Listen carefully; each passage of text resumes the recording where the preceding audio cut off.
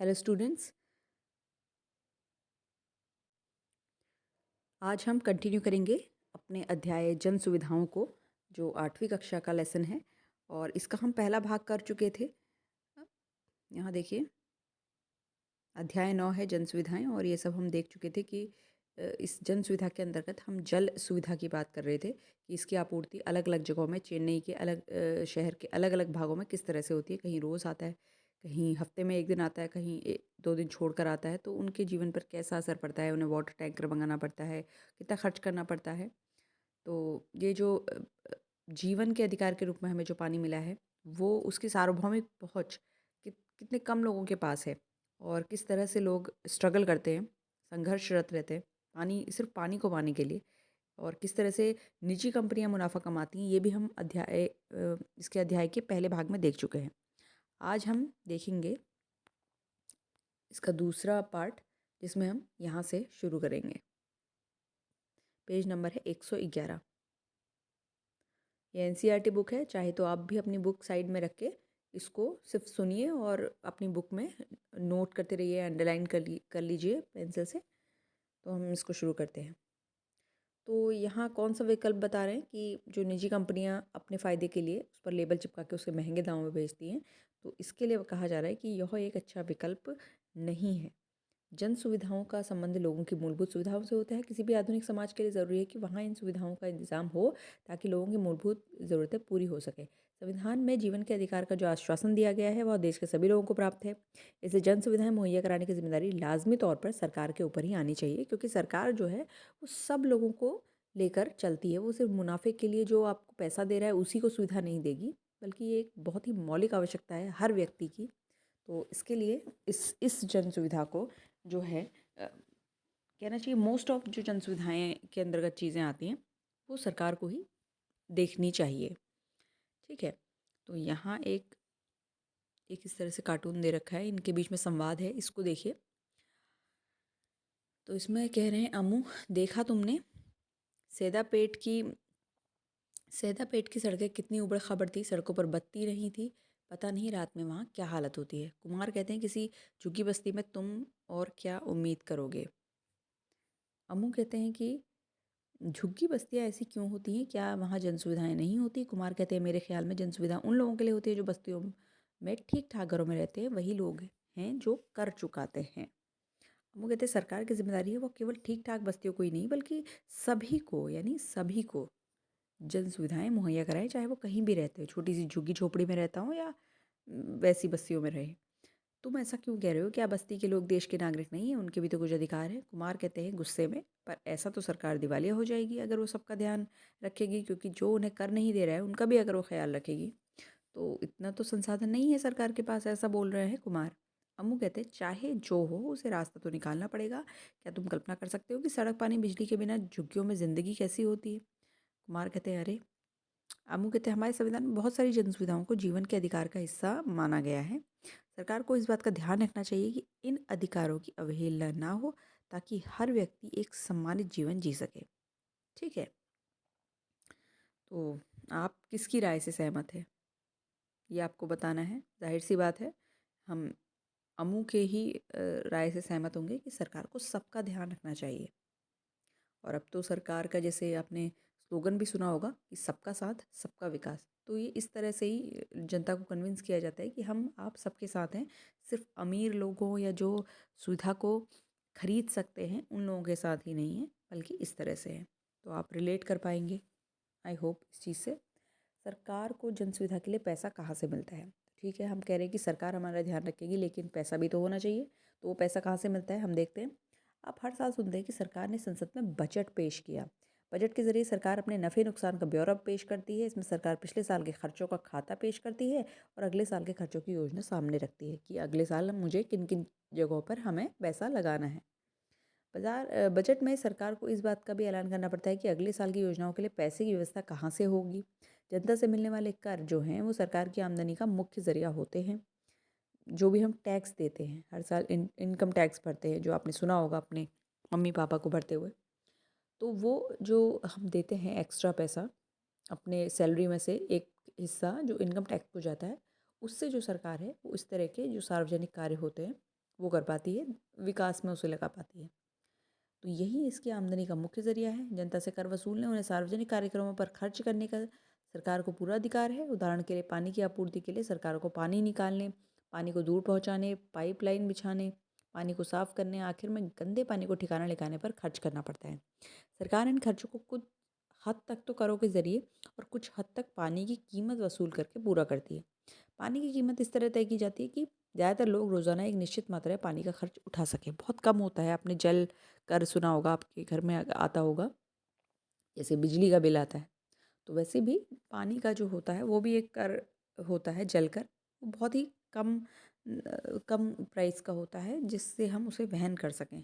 ठीक है, थोड़ा बहुत उन्हें वहाँ से भी एक्स्ट्रा लेना पड़ता है, जनता से ही। ठीक है, अब केंद्रीय सरकार जिन पर धन व्यय करती है वो रुपया कहा जाता है। अन्य व्यय 13 पैसे।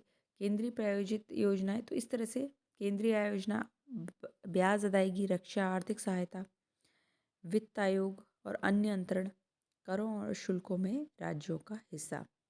ठीक है, तो इस तरह से ये पैसा विभाजित होता है इन अलग अलग योजनाओं में। ठीक है, तो इतने सारे काम करने हैं, सिर्फ एक ही काम नहीं करना जन सुविधा, बाकी सारे भी काम करने हैं।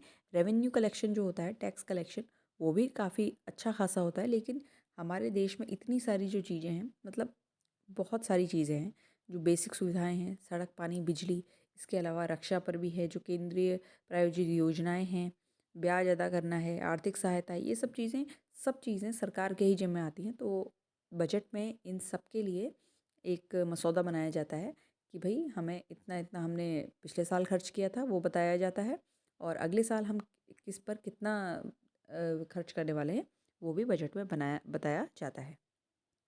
ठीक है, तो ये हमने देखा।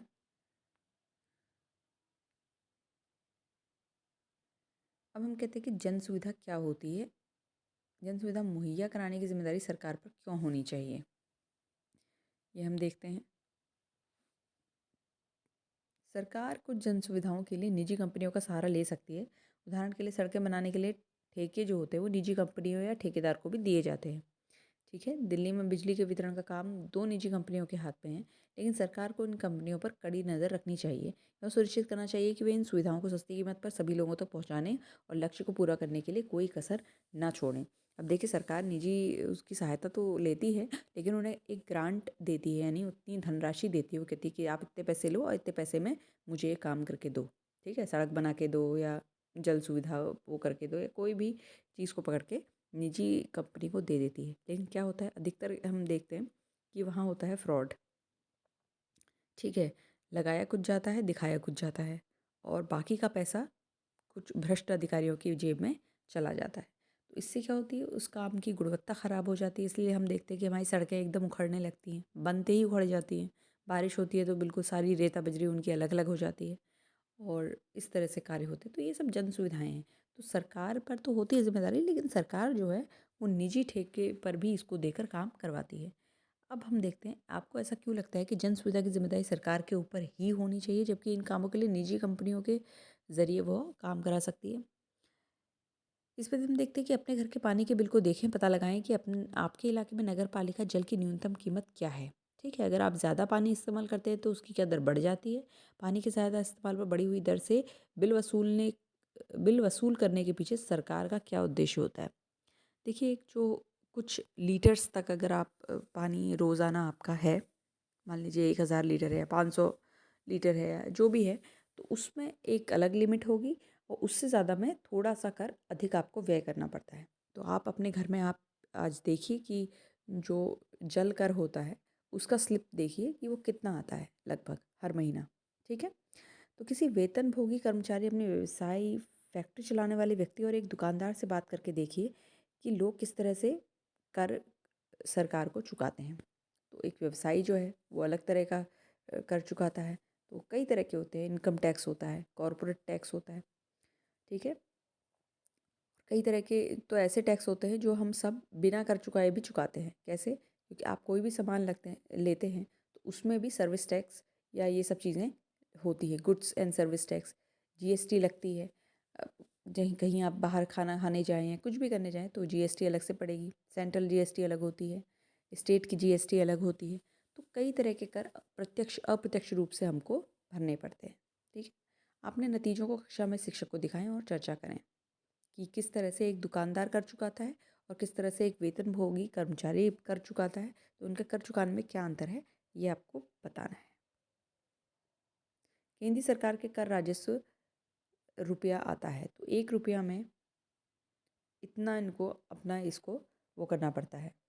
सेवा कर, केंद्रीय उत्पाद शुल्क जिसको मैं बता रही थी अभी, व्यक्तिगत आय इनकम टैक्स, सीमा शुल्क है, निगम कर है।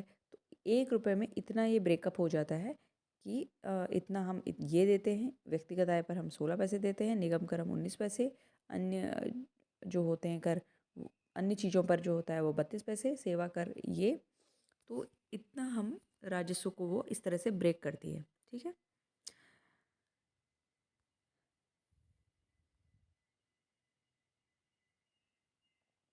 हम देखते हैं कि कम दूरी के लिए बसें ही सार्वजनिक, यहाँ आप बस और ये मेट्रो का एक चित्र देख रहे हैं। अब इसको पढ़ते हैं कि कम दूरी के लिए बसें ही सार्वजनिक परिवहन का सबसे महत्वपूर्ण साधन होती है। ज़्यादातर कामकाजी लोग बस से ही अपनी मंजिल तक पहुँचते हैं। तेजी शहरीकरण के कारण बड़े शहरों में भी सार्वजनिक बस प्रणाली की ज़रूरत के हिसाब से अ, कम साबित होती जा रही है। ठीक है, क्यों? इस कमी को पूरा करने के लिए दिल्ली तथा अन्य महानगर सरकार ने मेट्रो रेल परियोजना के रूप में एक महत्वाकांक्षी योजना शुरू करी। तो आप सुनते हैं कि दिल्ली मेट्रो। ठीक है, तो इस तरह से क्या होता है कि पहले तो सिर्फ बसें ही चलती थी, लेकिन जब एक एक शहर या एक बहुत बड़े शहर मेट्रो शहर के अंतर्गत इस तरह की ट्रेन चलती हैं, रेल चलती हैं, तो आपको बहुत सुविधा हो जाती है। ठीक है, ये बहुत अच्छी खासी क्वालिटी की होती है और आपको बहुत जल्द ही आपके स्थान तक पहुंचा देती हैं, गंतव्य तक। दिल्ली में मेट्रो रेल के पहले खंड का निर्माण करने के लिए सरकारी बजट से 11,000 करोड़ रुपए का खर्च किया गया। कुछ लोगों का कहना है कि अगर सार्वजनिक बस प्रणाली में सुधार पर ध्यान देती तो उतने भारी खर्चे की ज़रूरत ना पड़ती, लोगों की ज़रूरत भी पूरी हो जाती। बस सिस्टम को ही अच्छा करना था, मतलब ऐसा कहना था कुछ लोगों का। आपको क्या लगता है, आपकी राय में देश के दूसरे भागों के लिए क्या हल ढूंढा जा सकता है? ये आपको अपनी राय बतानी है कि बस सिस्टम पर ही ध्यान देना था या मेट्रो सच में कारगर साबित हुई है। ठीक है,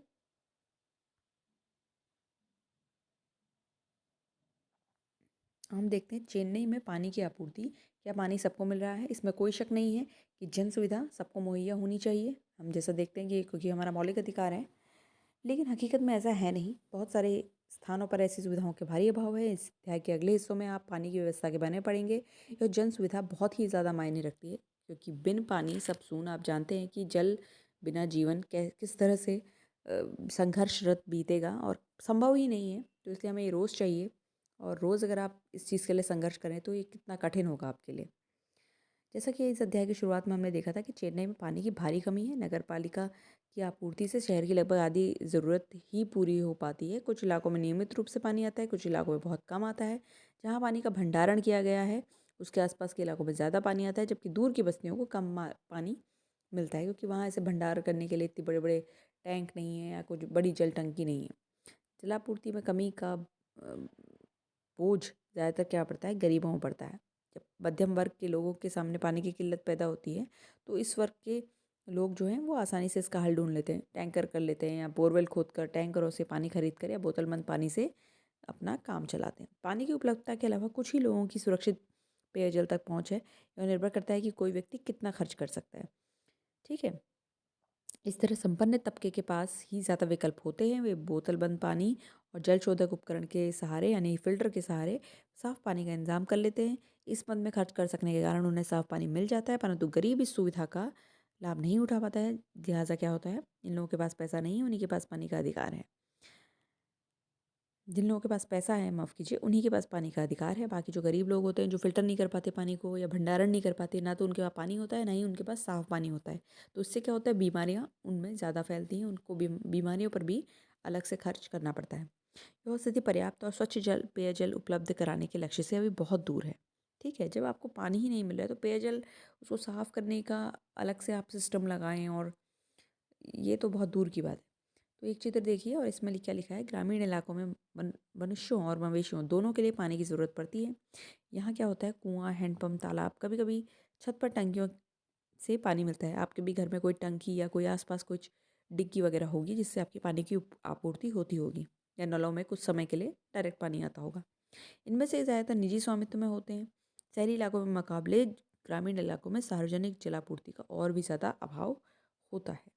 ठीक है, ये देखिए ये महिला किस तरह से यहाँ देखिए पानी को निकालने की कोशिश कर रही है। लोटे में भर के अपने इस घड़े में भर के ये ले जाएंगी, क्योंकि यहाँ का ये देखिए बिल्कुल सूखा जैसा है। किसानों से पानी छीनना। हम जानते हैं कि किसानों को पानी की कितनी आवश्यकता है, क्योंकि फसल पानी से ही निर्भर है। तो क्या होता है कि पानी की कमी से कमी ने निजी कंपनियों के लिए मुनाफे के नए रास्ते खोल दिए हैं। बहुत सारी निजी कंपनियां होती हैं जो वो शहर के आसपास के इलाकों से पानी खरीद कर शहरों में बेचती हैं, क्योंकि निजी कंपनियां मुनाफे के लिए काम करती हैं। हम पहले भी देख चुके हैं। तो वो एक पानी जैसी जन सुविधा को भी अपना बॉटल में पैक करके या बड़ी बड़ी जो बॉटल आती है उसमें अपना लेबल लगा के उसको ऊंचे दामों में बेचती हैं। जैसे चेन्नई में मामदूर, पालूर और कारुनगिची जैसे कस्बों और शहरों में उत्तर के स्थित गांव से पानी लाया जाता है। 13,000 से भी ज़्यादा टैंकर इस काम में लगे हुए हैं। और क्या होता है कि हर महीने पानी के व्यापारी किसानों को पेश की रकम देते हैं, ताकि वो किसानों की ज़मीन से पानी निकाल सकें। इस तरह न केवल खेती का पानी छिन जाता है, बल्कि गाँव के लिए पीने के पानी की आपूर्ति भी कम पड़ने लगती है। नतीजा ये है कि इन सारे कस्बों और गाँवों में भूमिगत जल स्तर बहुत ही बुरी तरह गिर चुका है। तो देखिए आसपास से जो होती हैं वो किसानों को थोड़ा बहुत पैसा देके कहते हैं कि भाई हम आपके जो जो ये ज़मीन है यहाँ से खोद के पानी निकालेंगे। ठीक है, भूमिगत जल होता है, क्योंकि हम सब जानते हैं कि ज़मीन जो होती है उसके थोड़ा सा नीचे जाकर आप पानी निकाल सकते हैं, तराई वाले स्थान पर। पहाड़ों में ऐसा नहीं होता। तो क्या करते हैं वो खेतों पे जाते हैं, बहुत सारा पानी, क्योंकि इतने सारे टैंकर आप देखिए 13,000 टैंकर, इसमें पानी उन्हें भरना है। ठीक है, तो इस तरह से वहाँ का जो भूमिगत जल स्तर होता है वो कम हो जाता है। जो गाँव की आपूर्ति होती है, जो नेचुरली वो लोग निकाल सकते हैं, खेतों को मिलने वाला पानी अब कहाँ गया, टैंकरों में गया उस पैसे के ज़रिए। तो थोड़ा सा पैसा देकर वो इतना जो अमूल्य चीज़ है पानी, उसको वहाँ से वो निकाल के वहाँ की ज़मीन को बंजर बना रहे हैं। खेतों से पानी छिन जाता है और वहाँ के लोगों की जो होती है जल आपूर्ति भी नहीं हो पाती है। क्यों? क्योंकि ये निजी कंपनियां अपने मुनाफे के लिए आसपास के गाँव से ही पानी निकालती हैं। ठीक है, अब हम देखते हैं विकल्प क्या है। तो इसको हम तीसरे पार्ट में करेंगे, क्योंकि ये बहुत बड़ा चैप्टर है। ठीक है, तो आज के लिए इतना ही, फिर मिलते हैं इसके तीसरे भाग में।